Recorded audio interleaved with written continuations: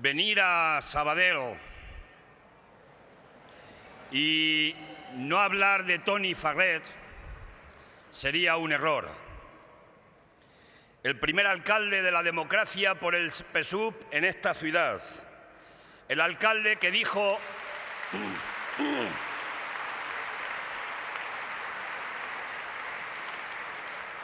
El alcalde que fue capaz de decir no a la corrupción en 1996, a la corrupción del ladrillo que ya estaba en este país. Y nosotros, en un pueblecito de La Mancha, que también teníamos un gobierno municipal, presumíamos de nuestro alcalde de Sabadell porque era una ciudad importante en Cataluña. Por tanto, en su memoria, salud donde quiera que esté a Toni Farret.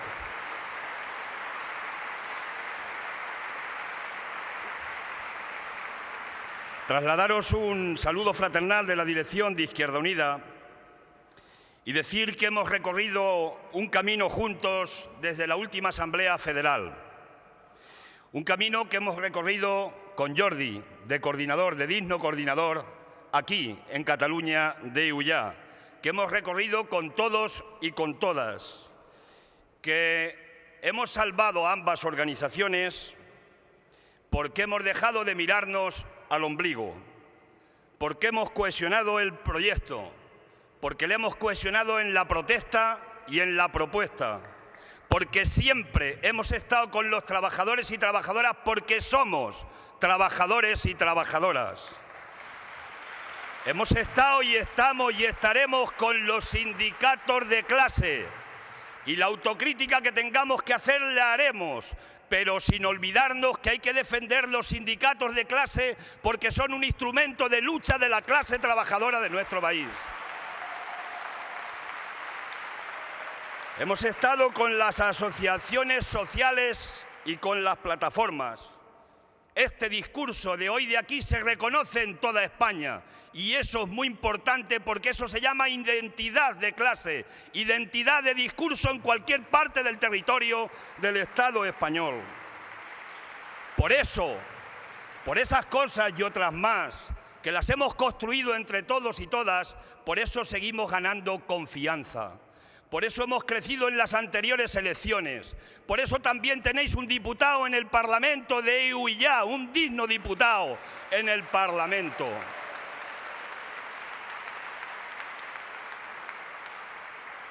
Por eso las encuestas nos dicen que continuamos creciendo.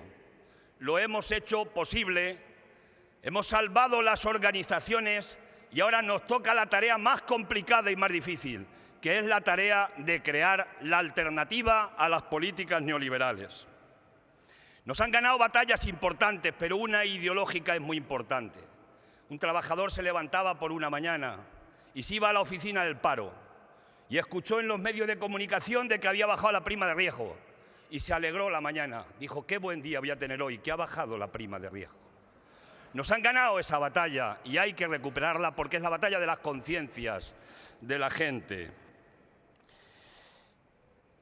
La gobernanza europea es la que no nos gobierna, la que ha impuesto la dictadura del poder financiero sobre las democracias y sobre el poder político. Modificar la Constitución española en su artículo 135 es un golpe a la democracia.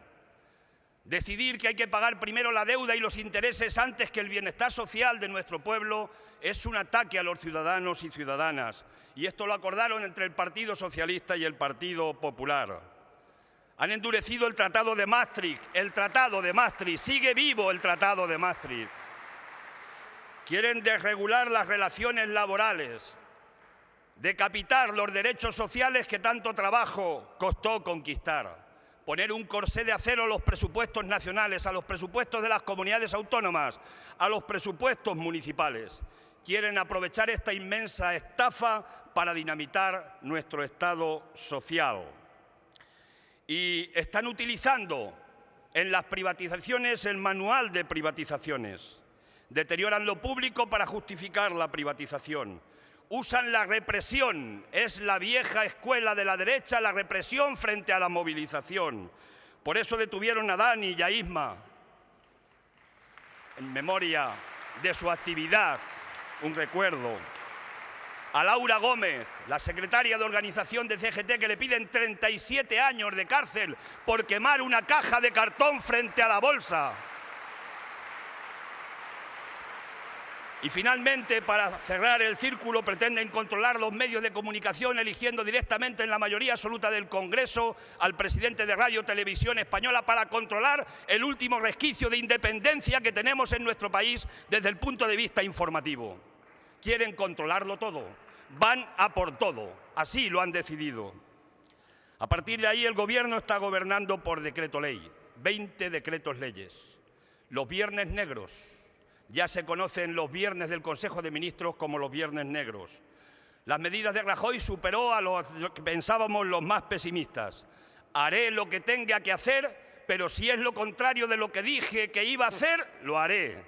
Eso dicho por un presidente del Gobierno tiene una gravedad inmensa, porque ha perdido toda la credibilidad como presidente del Gobierno. Lo prioritario era crear empleo en el programa del Partido Popular. Ni una sola medida ha destinado a crear empleo. Es más, en el cuadro macroeconómico del Gobierno nos quita la esperanza, porque nos dice que en el 2015 vamos a tener un porcentaje de paro más alto que cuando Rajoy entró de presidente del Gobierno. Y nos dice que los salarios van a ser más bajos porque tenemos que competir con los países de la Unión Europea. Esa propuesta ya está diseñada, está decidida por el Gobierno del señor Rajoy. 3.327 enmiendas a los presupuestos generales del Estado. Han aprobado 3, a Convergencia y Unió y a UPyN. El resto han sido rechazadas sistemáticamente por el rodillo de la mayoría absoluta del PP. Y tiene mayoría absoluta en el Congreso, porque el Partido Socialista se negó a modificar la ley electoral que hubiera impedido que hoy el PP tuviera el rodillo en la Cámara. Y hay que decirlo.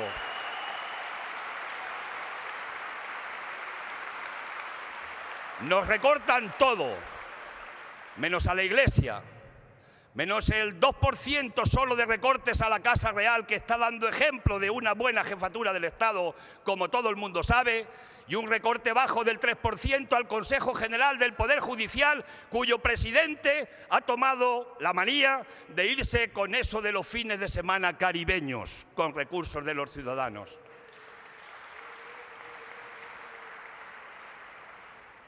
Rajoy está pagando los lobbies, paga a la banca, paga a la COE con la reforma laboral. Nadie está seguro en el empleo.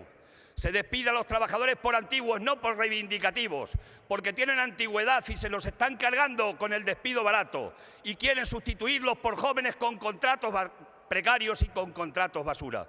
Ese es el nuevo modelo que nos propone la reforma laboral. Pagarle a la Iglesia, con quitar la educación para la ciudadanía, mantenerle el 0,7 y también pago a las nucleares cargándose en lo que son las energías renovables. Pero el lastre fundamental que tiene nuestra economía es el lastre financiero. Nos preguntaron los banqueros y los gobiernos que había que endeudarse con Europa y especialmente con la banca alemana para que hoy nos esté lastrando la deuda privada y arrastre al mismo tiempo a la deuda pública. Nos preguntaron para subir los precios escandalosos de la vivienda. Nos preguntaron para especular con el suelo y subir de manera escandalosa los precios del suelo. Nos preguntaron a alguien, nos preguntaron los gobiernos. Intervino el Gobierno de España en la economía como era su obligación para hacer cumplir el artículo 47 del derecho a la vivienda, o dejó hacer a los promotores y a la libre economía de mercado para que dejaran arruinado a este país y hoy estén echando a 200 personas de su casa cada día.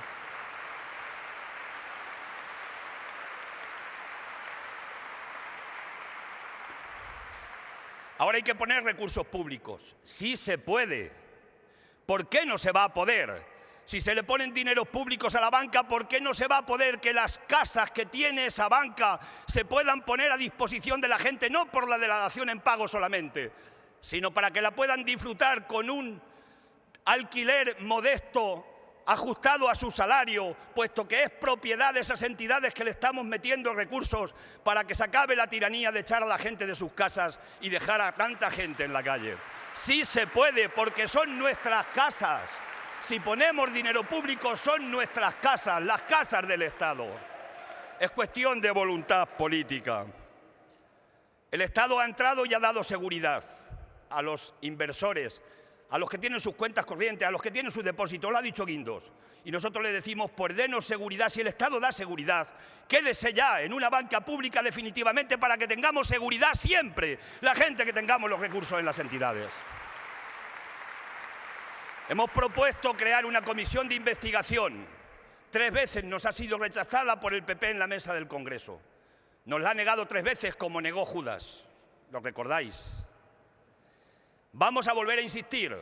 Queremos que la sociedad organizada, el tejido social, hemos tenido una reunión este fin de semana para intentar conseguir un clamor popular para exigir una comisión de la verdad.